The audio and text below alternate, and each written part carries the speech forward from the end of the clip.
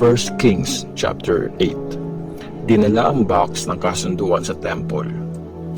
Pinatawag ni Solomon ang mga elders ng Israel at lahat ng leader ng mga tribe at ng mga angkan ng mga Israelites na puntahan siya sa Jerusalem para dalhin ang box ng kasunduan ni Lord mula sa Zion, ang city ni David.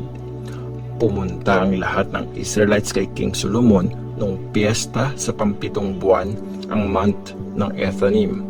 Pagdating ng lahat ng elders ng Israel, binuhat ng mga priest ang box ng kasunduan.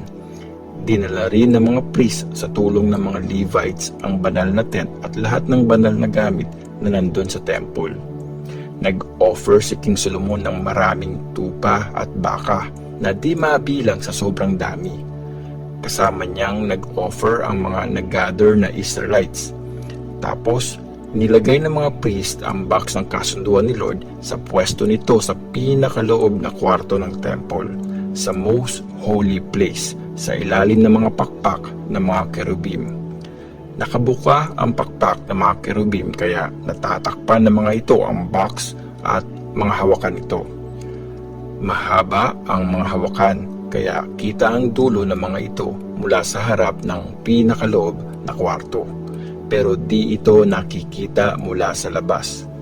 Nandun pa ang mga ito mula nung nilagay doon. Walang ibang laman ang box kundi yung 2 stone tablets na nilagay ni Moses nung nasa Mount Sinai sila, kung saan gumawa ng kasunduan si Lord sa mga Israelites nung umalis sila sa lupain ng Egypt. Napuno ng glory ni Lord ang temple. Paglabas ng mga priest sa temple, napuno ito ng ulap, kaya hindi makabalik sa loob ang mga priest para mag-serve. Napuno ng glory ni Lord ang temple at nag-pray si Solomon. Ikaw, Lord, ang naglagay ng araw sa langit, pero pinili mong manirahan sa napakadilim na ulap.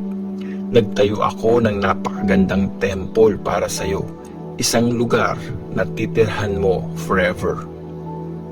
Nagpuri si Solomon kay Lord. Humarap si King Solomon sa mga Israelites at blines niya sila habang nakatayo ang buong bayan ng Israel. Sabi niya, purihin si Lord ang Diyos ng Israel. Gamit ang kapangyarihan niya, tinupad niya ang promise niya sa tatay kong si David nung sinabi niya, mula pa nung araw na nilabas ko ang bayan kong Israel sa Egypt, wala akong piniling city sa mga tribes ng Israel kung saan magtatayo ng temple para doon ako i-worship. Pero pinili ko si David na mag-lead ng bayan kong Israel. Gusto ng tatay kong si David na magtayo ng temple kung saan i-worship si Lord, ang Diyos ng Israel. Pero ang sabi ni Lord sa kanya, maganda yung gusto mo na magtayo ng temple kung saan ako i-worship. Pero hindi ikaw ang gagawa nito. Ang magiging anak mo ang magtatayo ng temple. Tinupad ngayon ni Lord ang promise niya. Ako ang pumalit sa tatay kong si David bilang hari ng Israel, gaya ng sinabi ni Lord. At ako ang nagtayo ng temple kung saan i-worship si Lord, ang Diyos ng Israel. May lugar doon na pinagawa ko para sa box ng kasunduan. Nasa loob ng box ng kasunduan na ginawa ni Lord sa mga ancestors natin nung nilabas niya sila sa lupain ng Egypt. Ang prayer ni Solomon. Sa harap ng buong bayan ng Israel, tumayo si Solomon sa harap ng altar ni Lord. Tinaas niya ang mga kamay niya sa langit at sinabi, Lord, Diyos ng Israel, walang Diyos na katulad mo sa langit o sa lupa. Dapat ka sa kasunduan at wagas ang pagmamahal mo sa iyong mga servants na buong pusong sumusunod sa iyo. Tinupad mo ang promise mo sa servant mong si David na tatay ko. Kung anong sinabi mo, ginawa mo ngayon gamit ang power mo. Kaya ngayon, Lord, Diyos ng Israel, tuparin mo ang promise mo sa servant mong si David na tatay ko. Sinabi mo noon, laging sa lahi mo manggagaling ang mga hari ng Israel kung mamumuhay ng tapat ang mga anak mo at susunod gaya ng pagsunod mo sa akin. Kaya ngayon, o Diyos ng Israel, gawin mo ang sinabi mo sa servant mong si David na tatay ko. Pero talaga bang maninirahan ang Diyos sa lupa? Di sapat ang buong langit para maging tirahan mo. Gaano pa kaya itong temple na tinayo ko? Pero Lord, aking Diyos, sana pakinggan mo ngayon ang prayer at request ko na servant mo. Araw-gabi mong bantayan ang temple, ang lugar na sinabi mong doon ka i-worship. Pakinggan mo ako tuwing humaharap ako sa temple at nagpe-pray. Pakinggan mo ang prayer ng servant mo at ng bayan mong Israel sa tuwing haharap kami dito para mag-pray. Pakinggan mo kami sa tahanan mo sa langit at patawarin mo kami. Pag may taong pinagbintangang gumawa ng masama sa kapwa niya at dinala sa altar mo sa temple na ito para sumumpang wala siyang kasalanan, makinig ka mula sa langit. Ikaw ang kumilos at humatol. Parusahan mo at panagutin ang nagkasala at i-declare mong walang kasalanan at bigyan ng reward ang taong hindi guilty. Pag natalo ng mga kalaban ang bayan mong Israel dahil nagkasala sa iyo, tapos magbalik loob sila at kumilala sa iyo at mag-pray sa iyo sa temple na ito, pakinggan mo sila mula sa langit. Patawarin mo ang kasalanan ng bayan mong Israel at ibalik mo sila sa lupaing binigay mo sa mga ancestors nila. Pag di nagpaulan ang langit bilang parusa mo dahil nagkasala sila sa iyo, tapos mag-pray sila na nakaharap sa lugar na ito, kilalanin ang pangalan mo at tumalikod sa kasalanan nila. Pakinggan mo sila sa langit. Patawarin mo ang mga servants mo, ang bayan mong Israel, pag tinuruan mo sila kung paano mamuhay ng tama. At magpaulan ka sa iyong lupain na pinamana mo sa iyong bayan. Kung magkaroon ng tagutom sa lupain, may kumakalat na malalang sakit, mga amag, peste o insektong naninira ng pananim, at kung palibutan at salakayin ng kaaway ang alinman sa mga city nila, anumang salot o sakit ang dumating, pakinggan mo ang prayer nila. Anumang prayer o request ng kahit na sino o ng buong bayan mong Israel, dahil nagsisi sila sa nagawa nilang kasalanan at tinaas ang mga kamay sa temple na ito para mag-pray. Pakinggan mo sila mula sa tahanan mo sa langit. Patawarin mo sila at kumilos ka. Ibigay mo ang deserve ng bawat tao ayon sa pamumuhay niya. Dahil ikaw lang ang nakakaalam ng puso ng lahat ng tao. Sa ganon, magkakaroon sila ng takot sa iyo habang nabubuhay sila sa lupaing binigay mo sa mga ancestors namin. Ganon din ang gawin mo pag may dayuhan, isang di kabilang sa bayan mong Israel na dumating mula sa malayong lugar para i-honor ka. Kasi mababalitaan nila ang dakilang pangalan, lakas at kapangyarihan mo. Pag pumunta ang dayuhan at nag-pray sa temple na ito, pakinggan mo siya mula sa tahanan mo sa langit at gawin lahat ng pinagpipray niya sa iyo. Sa ganon, makikilala at magkakaroon ng takot sa iyo ang lahat ng tao sa lupa, gaya ng Israel. At malalaman din ng lahat ng tao na itong temple na tinayo ko ay talagang nakalaan para sa pag-worship sa iyo. Pag inutusan mo ang iyong bayan na makipaggera sa mga kaaway nila at nag-pray sila sa iyo, Lord, nang nakaharap sa city na pinili mo at sa temple na tinayo ko para sa iyo, pakinggan mo mula sa langit ang prayer at request nila at tulungan mo silang manalo.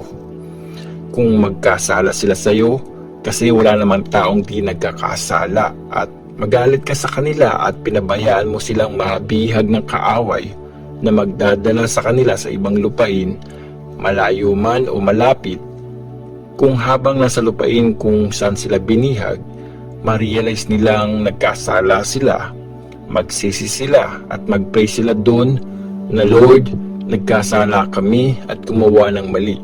Naging masama kami.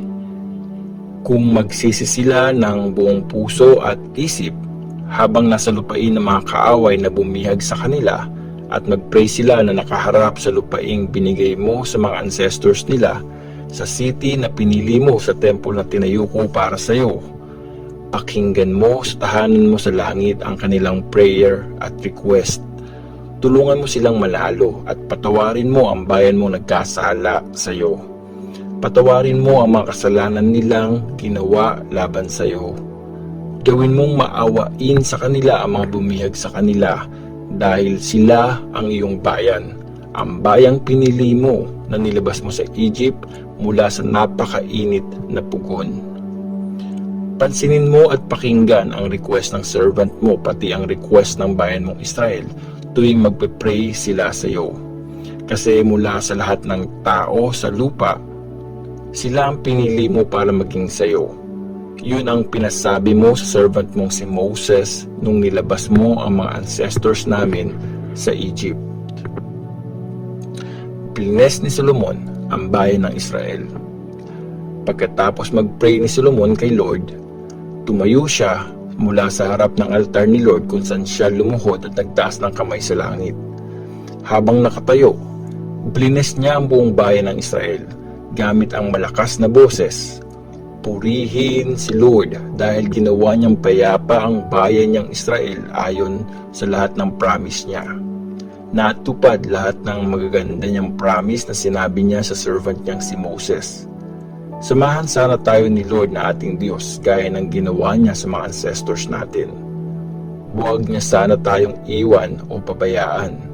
Ilapit niya sana ang mga puso natin sa Kanya para mamuhay tayo ayon sa gusto niya at makasunod sa mga utos, instructions at rules na binigay niya sa mga ancestors natin. Lagi sanang alalahanin ni Lord na ating Diyos sa araw at gabi ang mga pinag-pray kong ito sa Kanya. Bigyan niya sana ako na servant niya ng tagumpay, pati ang bayan niyang Israel sa bawat araw na kailangan namin ng tulong. Sa ganon, malalaman ng lahat ng tao sa lupa na si Lord ay Diyos. Wala nang iba. Kaya maging tapat kayo kay Lord na ating Diyos. Mamuhay kayo ayon sa instructions niya at sumunod sa mga utos niya tulad ng ginagawa niyo ngayon. Blines ang temple. Tapos, nag-alay si King Solomon at ang buong Israel ng napakadaming offering kay Lord. Nag-offer si Solomon kay Lord ng 22,000 na baka at 120,000 na tupa bilang mga peace offering. Sa ganong paraan, blines ng hari at ng buong bayan ng Israel ang temple.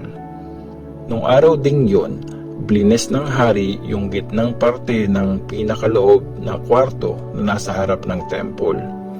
Doon siya nag-alay ng offering na susunugin, offering na butil at mga taba galing sa mga peace offering.